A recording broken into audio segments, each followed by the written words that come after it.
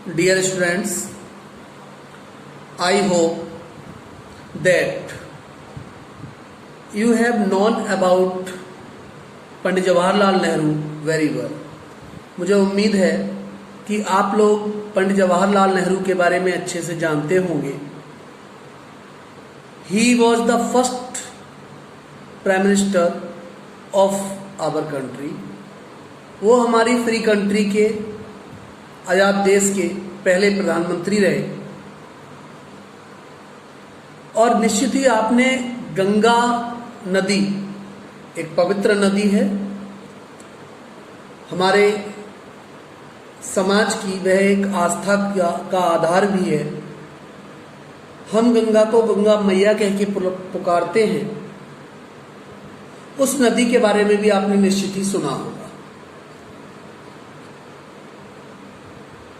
यहाँ जो चैप्टर पंडित जवाहरलाल नेहरू ने जिसको लिखा है द गंगा नाम से, ये चैप्टर पंडित जवाहरलाल नेहरू की एक बुक रही है, ऑटोबायोग्राफी रही है। ऑटोबायोग्राफी का मीनिंग होता है आत्मकथा,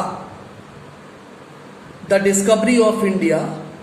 उससे ये चैप्टर लिया गया है। ये बुक पंडित जवाहरलाल नेहरू ने 21 जून 1954 21 जून 1954 को इसको उन्होंने लिखा था। ये चैप्टर आप पढ़ रहे हैं, आप ये समझिए, ये एक पंडित जवाहरलाल नेहरू की विल है, टेस्टामेंट है। मीन्स इसके अंदर उन्होंने अपनी डिजायर को एक्सप्लेन किया है। इसीलिए ये कहा गया है कि ऑटोबायोग्राफी है, आत्मकथा है।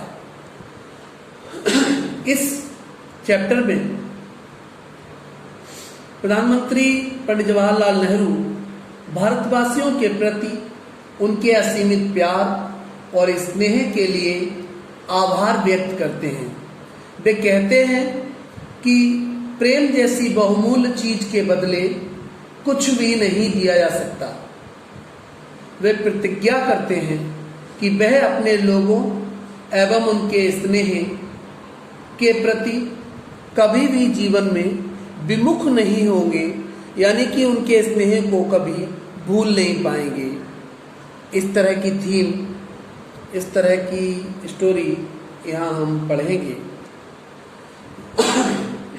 Now I will explain the text of this lesson. Now you see, Nehru ji कहते हैं, I have received so much love and affection. Received means मुझे प्राप्त हुआ है इतना प्रेम, इतना स्नेह। लव प्रेम, अफेक्शन स्नेह, दोनों पर्यायवाची हैं, सैनोनिम हैं।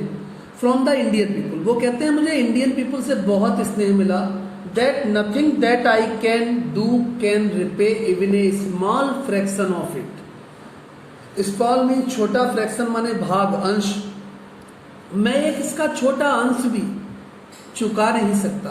And indeed there can be no repayment of so precious a thing as affection. Indeed means वास्तव में अफेक्शन जो है, लव जो है, वो इतना प्रीसियस है, इतना मूल्यवान है कि इसको रिपेमेंट करना, इसको वापस चुकाना बड़ा मुश्किल है। मैनी हैव बीन एडमायर्ड, बहुत से लोगों की प्रशंसा की गई है।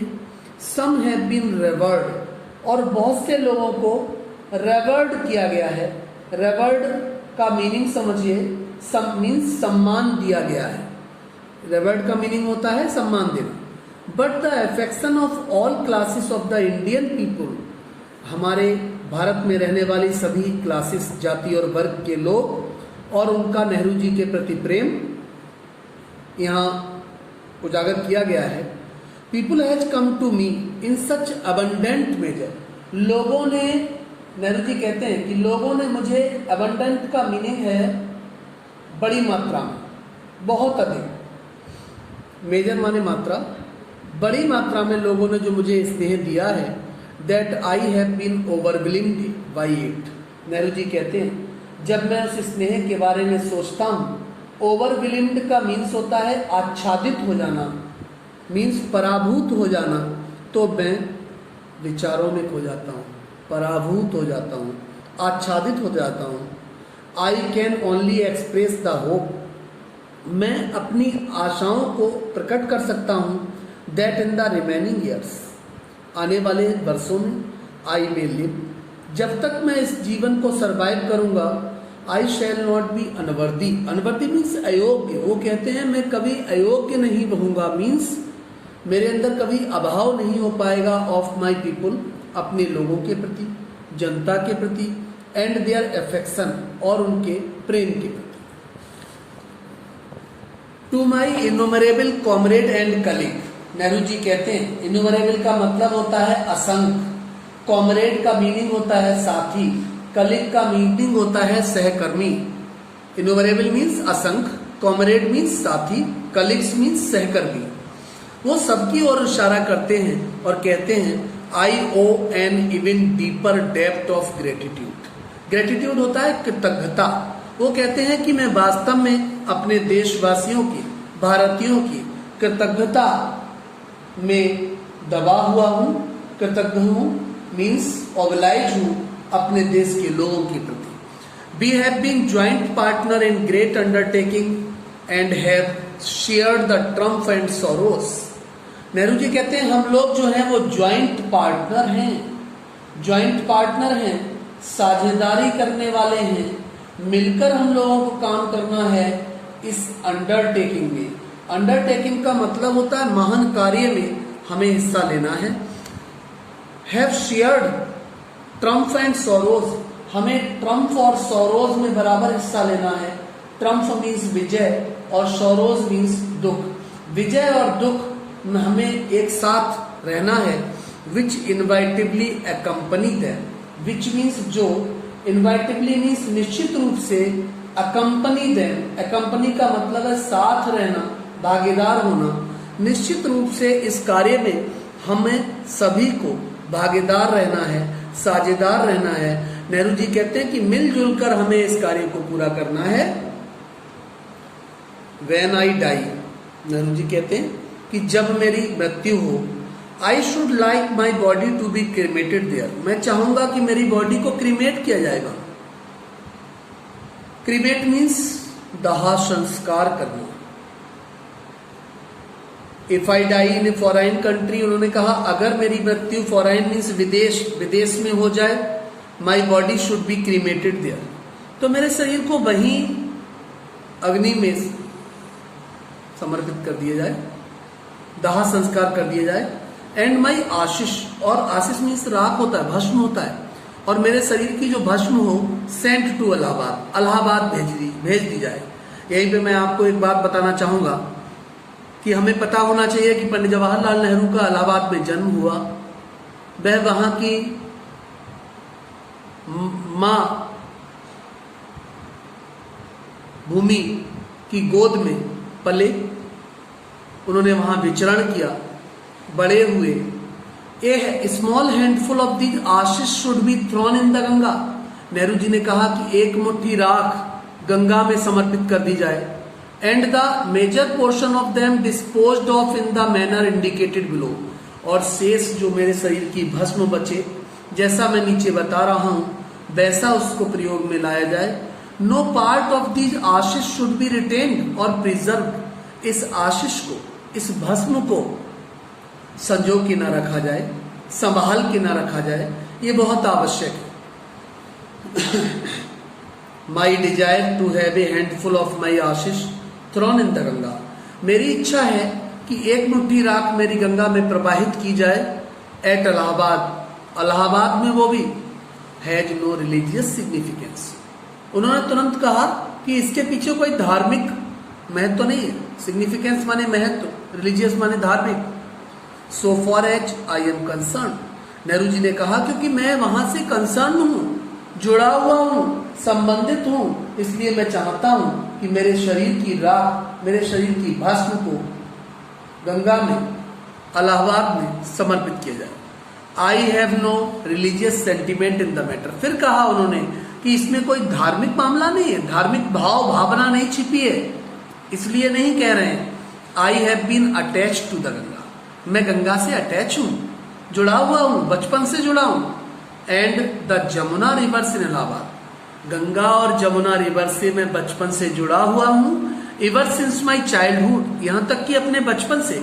And as I have grown older, जैसे जैसे मैं बड़ा हुआ, this attachment has also grown, मेरा अटैचमेंट भी बढ़ता गया। I have watched their varying moods, मैंने अलग अलग मूड्स को, मिजाज को देखा है। एज द सीजन्स चेंज, जैसे जैसे सीजन चेंज हुए। And have often thought of the history, मैंने इतिहास के बारे में सोचा। एंड माइथ, पौराणिक विचारों के बारे में सोचा। एंड ट्रेडिशन, परंपराओं के बारे में सोचा। एंड सॉन्ग एंड स्टोरी, कहानियां, गीतों के बारे में सोचा। That have become attach to them, जो उनसे जुड़े हुए हैं। थ्रू द लॉन्ग एजिस, लंबे समय से, यहां पर एज का मतलब युग है। And become part of their flowing water, और मैंने प्रयास किया कि मैं गंगा के बहते हुए जल का एक हिस्सा बन सकूं। थर्ड पैराग्राफ देखेंगे। The Ganga specially is the river of India, Ganga जो है वो विशेषतया भारत की नदी है। विलव्ड ऑफ हर पीपुल, यहाँ के लोग गंगा को विलव्ड मानते हैं, गंगा को स्नेह करते हैं, गंगा को प्रेम करते हैं, ऐसा कहा गया है और ऐसा है। Round which are intertwined her racial memories, बहुत सारी रेशियल मेमोरी गंगा के साथ जुड़ी हुई हैं, इंटरवाइंड हैं। इंटरवाइंड का मीनिंग है गुथे हुए हैं, गुथा हुआ होना, अंदर से जुड़ा हुआ होना। गंगा से हमारी यादें हृदय से जुड़ी हैं, ऐसा यहाँ कहा गया है। हर होप्स एंड फियर्स, आशाएं और निराशाएं जुड़ी हैं। हर सॉन्ग्स ऑफ ट्रम्फ, विजय के गीत जुड़े हैं। हर विक्ट्रीज, जीत जुड़ी है। एंड हर डिफीट, पराजय जुड़ी है। She has been a symbol of India's age long culture, Ganga जो है, देखिए गंगा के लिए शी कहा गया है, माँ के रूप में देखा गया है। गंगा जो है वो भारत की प्रतीक है, भारत के संस्कृति और सभ्यता की प्रतीक है। इवर चेंजिंग, हमेशा बदलती हैं। इवर फ्लोइंग, हमेशा बहती हैं। And yet इवर the same Ganga, और फिर भी गंगा सेम यानी कि पूर्व की भांति दिखाई देती है, यानी कि परिवर्तन होने के बावजूद भी गंगा में परिवर्तन दिखाई नहीं देते।